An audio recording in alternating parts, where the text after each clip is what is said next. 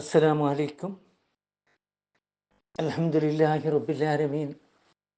الصلاة والسلام على أشرف المرسلين سيدنا محمد رسول الله صلى الله عليه وسلم وعلى آله وصحبه أجمعين. أما بعد. നബി സല്ലല്ലാഹു അലൈഹി വസല്ലം തങ്ങളിലൂടെയും അദ്ദേഹത്തിൻ്റെ പ്രബോധനത്തിലൂടെയും കിട്ടിയ അനുഗ്രഹത്തിന് പക്ഷേ അവർ നിഷേധമാണ് പകരം കൊടുത്തത്, കുഫർ. പ്രവാചകനാകട്ടെ അവരെ തൗഹീദിലേക്ക് ക്ഷണിച്ചു.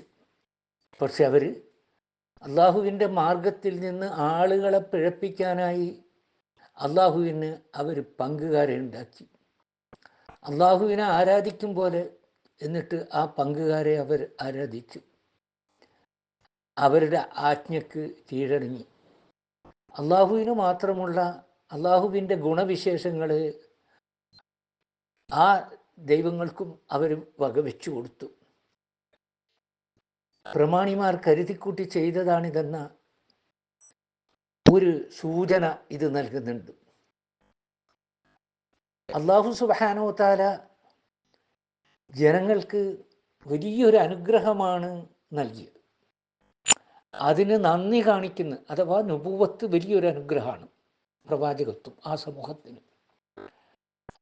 അതിന് നന്ദി കാണിക്കുന്നതിന് പകരം അവർ നന്ദി കേട് കാണിക്കുകയാണ് ചെയ്തത്. അതുകൊണ്ട് നബി സല്ലല്ലാഹു അലൈഹി വസല്ലം തങ്ങളോട് അള്ളാഹു പറയുകയാണ്, പ്രവാചകരെ, അവരോട് നീ സുഖിക്കാൻ പറയുക. അവർക്ക് എന്താണോ ലഭിച്ചത് അതുകൊണ്ട് ആവോളം സുഖിക്കട്ടെ.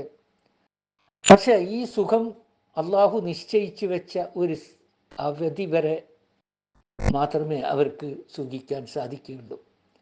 അതേസമയം അവരുടെ അന്ത്യം നല്ല പോലെ അവർക്ക് അറിയാമല്ലോ.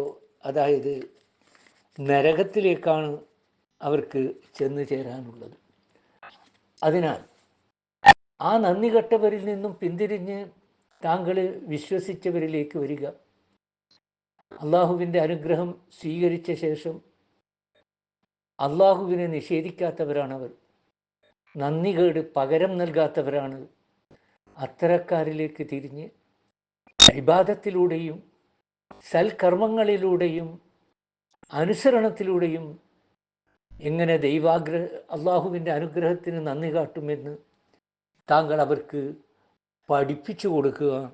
വാഖിറു ദഅ്വാനാ അനിൽ ഹംദുലില്ലാഹി റബ്ബിൽ ആലമീൻ. അസ്സലാമു അലൈക്കും.